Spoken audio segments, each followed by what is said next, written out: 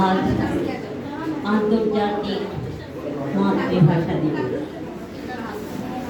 1952 সালের 21শে ফেব্রুয়ারি অমর ভাষা শহীদদের প্রতি শ্রদ্ধা নিবেদন এবং আজকের উপস্থিত প্রত্যেককে প্রীতি ও শুভেচ্ছা জানিয়ে আমি আমার বক্তব্য প্রকাশ করছি।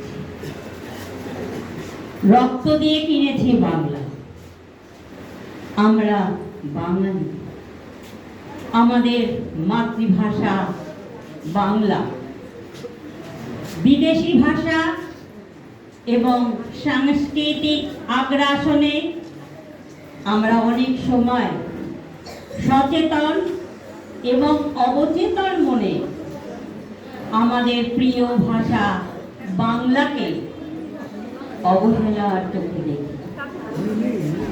আমাদের বর্তমান প্রজন্মের অনেকেই হয়তো জানে না এই ভাষার জন্য আমাদের পূর্বপুরুষরা প্রাণ বিসর্জন দিয়েছে, যা সমগ্র পৃথিবীর এক অনবদ্য ইতিহাস হয়ে আছে সগৌরব। কিন্তু ঠিক কি ঘটেছিল 1952 সালের 21শে ফেব্রুয়ারি, তা জানতে আমাদের ইতিহাসের পাতা উল্টাতে হবে। 1947 সালে ব্রিটিশ ভারত দ্বিখণ্ডিত হয়ে ভারত এবং পাকিস্তান দুটি পৃথক রাষ্ট্রের জন্ম নেয়। পাকিস্তান পুনরায় বিভক্ত হয়ে পূর্ব পাকিস্তান এবং পশ্চিম পাকিস্তান।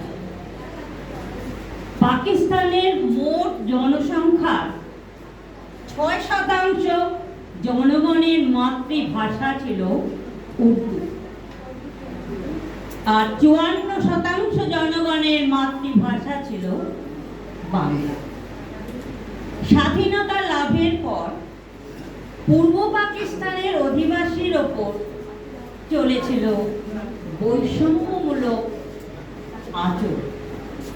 তারই ধারাবাহিকতায় 1948 সালের 21শে মার্চ ঢাকার রেসকোর্স ময়দানে এক জনসভায় তৎকালীন গভর্নর জেনারেল মোহাম্মদ আলী জিন্নাহ ঘোষণা করেন উর্দু এবং কেবলমাত্র উর্দুই হবে পাকিস্তানের রাষ্ট্রভাষা। তৎক্ষণাৎ বাংলার জনগণ ক্ষোভে ফেটে পড়েন এবং বাংলা ভাষাকে রাষ্ট্রভাষায় প্রতিষ্ঠা করার জন্য আন্দোলন শুরু করেন। 1952 সালের 20শে ফেব্রুয়ারি এই আন্দোলনকে প্রতিহত করতে 144 ধারা জারি করা হয় দেশে এবং এক মাসের মধ্যে প্রাদেশিক রাজধানী ঢাকায় জনসভা, মিটিং, মিছিল, শোভাযাত্রা নিষিদ্ধ করে পুলিশ। সেই সঙ্গে চলে গণহারে গ্রেফতার। 1952 সালের 21শে ফেব্রুয়ারি ঢাকা বিশ্ববিদ্যালয়ের সম্মুখে ছাত্র জনতা একত্রিত হয়ে মাতৃভাষা বাংলা চাই, মাতৃভাষা বাংলা চাই স্লোগান দিতে দিতে গণপরিষদের দিকে অগ্রসর হয়।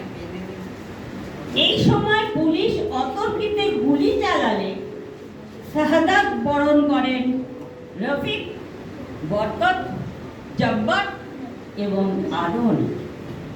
হাসপাতালে মৃত্যুবরণ করেন সালাম। মাত্র 9 বছরের কিশোর ওয়ালিউল্লাহ শহীদ। এই সংবাদ প্রচারিত হওয়ার সঙ্গে হাজার হাজার মানুষ ঢাকার দিকে অগ্রসর হয়।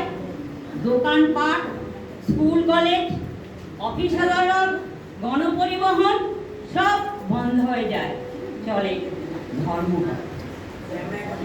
আইনসভার মনোরঞ্জন ধর, বসন্ত কুমার দাস, শামসুদ্দিন আহমেদ, ধীরেন্দ্রনাথ দত্ত প্রমুখ বিধায়কগণ মুখ্যমন্ত্রী নুরুল আমিনকে জানান হাসপাতালে যে আহত ছাত্র আছে তাদের দেখতে যাওয়া এবং একদিন গণপরিষদ মুলতবি করে।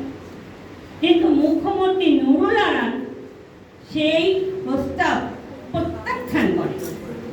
অবশেষে 1954 সালের 7ই মে গণপরিষদের মুসলিম লীগের সমর্থনে বাংলা ভাষাকে রাষ্ট্রভাষা হিসেবে স্বীকৃতি দেওয়া হয় এবং 1956 সালের 29 ফেব্রুয়ারি এই বাংলা ভাষাকে পাকিস্তানের দ্বিতীয় ভাষা হিসেবে মর্যাদা দেওয়া হয় এবং সংবিধানের 214 এক অনুচ্ছেদে অনুলিখিত হয় এইভাবে যে পাকিস্তানের রাষ্ট্রভাষা উর্দু এবং বাংলা।